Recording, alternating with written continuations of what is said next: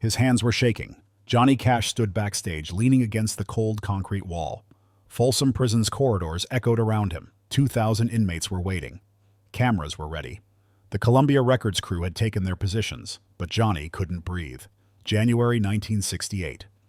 Inside the prison walls, California's icy morning felt even colder.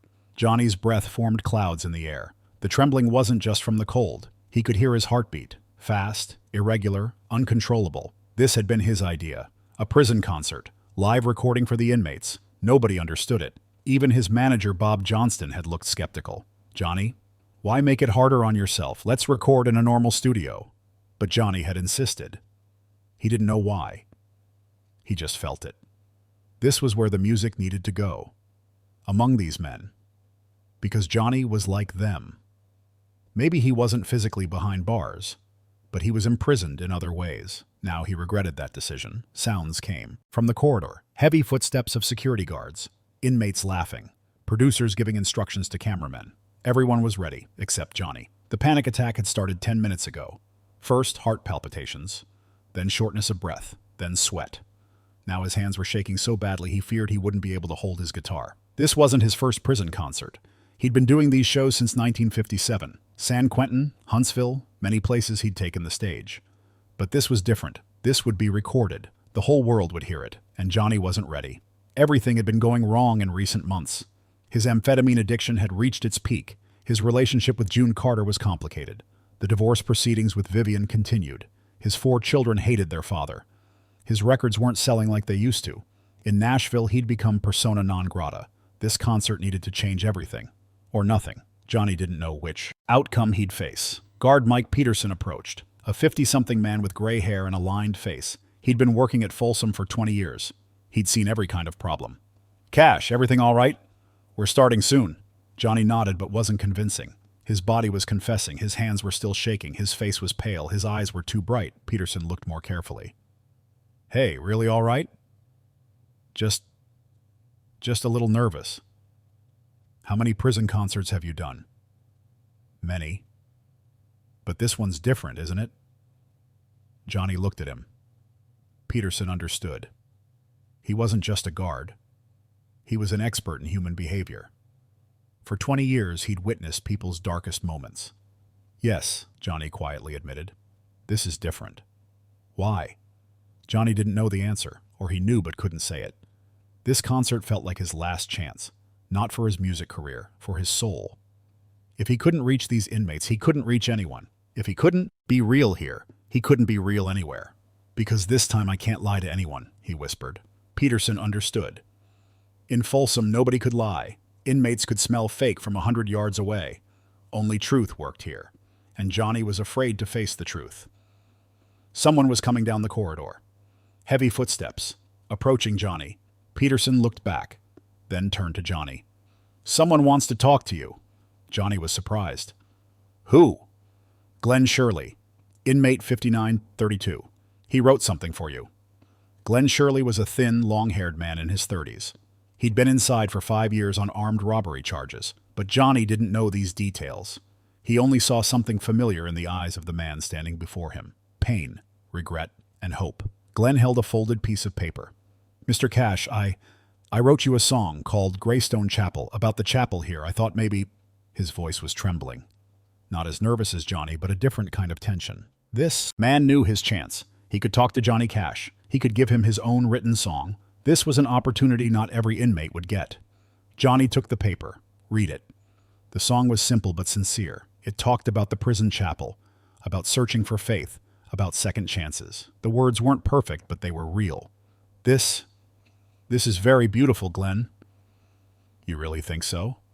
Johnny read it again, more carefully this time. He saw himself in the song. The same search for hope. The same prayer to God. The same try again plea. Yes, very real. Glen's face lit up. Maybe you could play it today? Johnny was surprised. Play Glen's song at the concert? A song that had never been rehearsed? That nobody had heard in front of 2,000 inmates? Glen, that's very risky. We haven't rehearsed. I don't even know the melody. Glen's face fell. I understand. Of course it was too sudden. But, Johnny continued, could you show me how it goes? Glen's eyes widened. Now? Now. Glen showed Johnny the melody, a simple folk melody. It would be easy for Johnny to play on his guitar. But wasn't the real importance in the spirit of the song? As Johnny listened, he noticed something. The panic attack had stopped. His heart rate had returned to normal. His hands weren't shaking, he could breathe. Listening to Glen's song had reminded him of himself. Music had never been about perfection. It hadn't been about technique. It certainly hadn't been about fakeness. Music was about one soul trying to reach other souls. Glen, Johnny said, I'm going to play this song today. Really? Really. But I have one condition. What? You're coming on stage. You're going to play it with me. Glen's mouth fell open. Me? On stage? But I'm just an inmate. And I'm just a singer. We're both human. We've both made mistakes. We're both looking for second chances. Peterson intervened. Cash, that's not possible. There are security protocols. An inmate can't go on stage. Johnny looked at Peterson. Why not? Because it's against the rules. Which rule? The rule that's against music? Peterson thought. Johnny was right. This concert was already against the rules. Why not break one more rule? I need to talk to the warden. Talk to him. Peterson left. Johnny and Glen were alone. Glen was still shocked. Mr. Cash, if I go on stage, that's a huge thing. For me, it changes everything. How does it change things? People will see me. Not just my inmate number. They'll see me as human, as a singer. Maybe when I get out, I'll have a chance. Johnny understood. What Glen was looking for was what he was looking for, to be seen, to be accepted, to be forgiven. Glen, you're already a singer. This prison can't stop you from being a singer. This song proves it. Glen started crying, silently. Man tears. For 5 years, nobody looked at me like a human being. You took my music seriously? Because it is serious. You are serious. Peterson returned. There was a smile on his face. Warden said yes, but Glen stays backstage, won't approach the microphone, and security will surround him. Johnny nodded. Accepted. Concert time had come. Johnny walked onto the stage. 2,000 inmates stood and applauded. The sound echoed between the walls. Johnny took his guitar, approached the microphone. Hello, I'm Johnny Cash. Wild applause. Johnny smiled. The nervousness had completely gone. This was his home, among these men. Let me tell you something. I'm no different from you. I made mistakes too. I'm in prison too. My prison just doesn't show. Silence. Then approving sounds.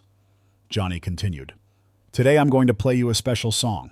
This song was written by Glen Sherley, standing behind you there. This song was written here in Folsom. This is your song. Glen came out from backstage. He held a guitar. Security surrounded him, but he was focused only on the music.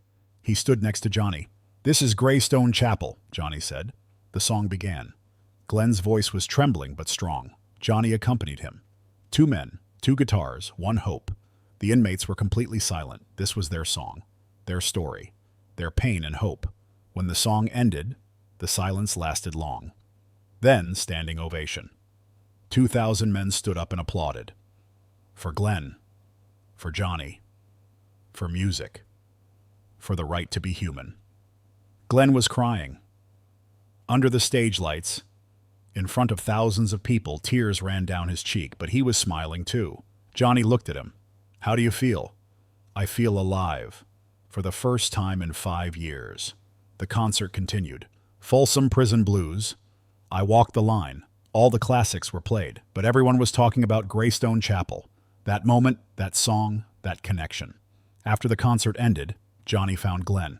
Glen, I'm going to record this song. It'll be on the album. Really? And your name will be on it. Written by Glen Sherley. Glen cried again. This will change my life. It already has. It changed today. Your song changed it. Glen was right. The song changed everything. Not just Glen's life, but Johnny's too. That night, Johnny learned something. Real music doesn't come from perfection. It comes from connection. And sometimes the greatest connection comes from the most unexpected places. Greystone Chapel was included on the album.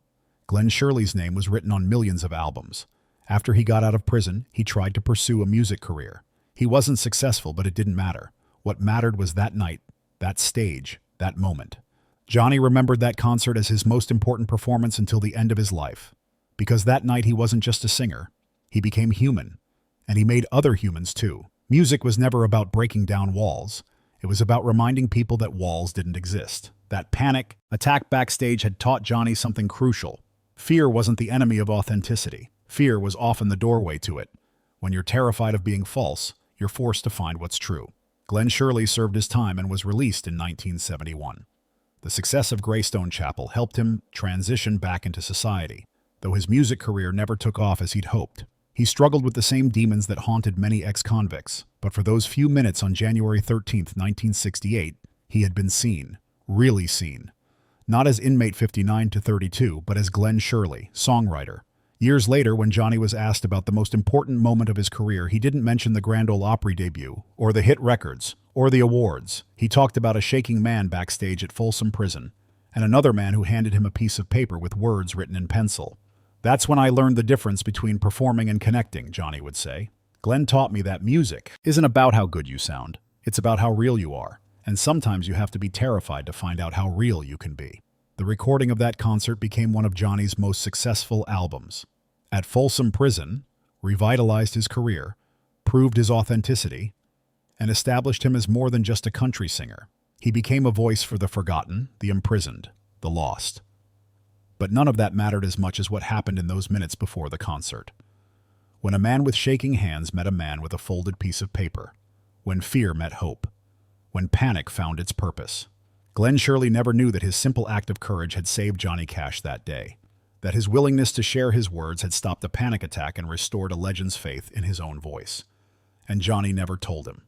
Some gifts are too sacred to acknowledge directly. Some moments are too powerful to analyze. They just stand there in the silence between songs, waiting to teach us that sometimes the most important thing we can do is hand our truth to someone who needs it, even when our hands are shaking. Especially then, because that's when we discover that we're all inmates in one prison or another. And music, real music, is the key that unlocks whatever cage we've built around our hearts. The recording equipment captured Glen's voice that day, preserved it forever on vinyl and tape and eventually digital files. But what couldn't be recorded was the moment his voice gave Johnny back his own. The moment two men found each other in the place where fear and hope intersect. That's where all the best music lives, in that intersection, where we're too scared to lie and too human not to sing.